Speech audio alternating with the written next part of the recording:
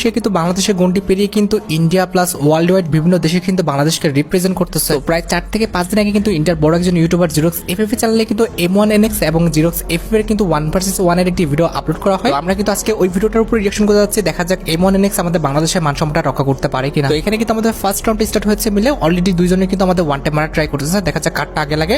ও ভাই অলরেডি কিন্তু M1NX কিন্তু ওয়ান ট্যাপ খেয়ে গেছে। আচ্ছা এখানে একটা কথা বলি, M1NX কিন্তু আমাদের মোবাইল প্লেয়ার, আর এখানে আমাদের জিরক্স সে কিন্তু আমাদের পিসি প্লেয়ার। একজন মোবাইল প্লেয়ারের সাথে কিন্তু একজন পিসি প্লেয়ারের কখনোই কিন্তু তুলনা চলে না। তবে আমি চাইবো যে M1NX যদি হেরেও যায় তাও কিন্তু সম্মানের সহিত যেন ভাই সম্মানের সহিত হারা উচিত ছিল।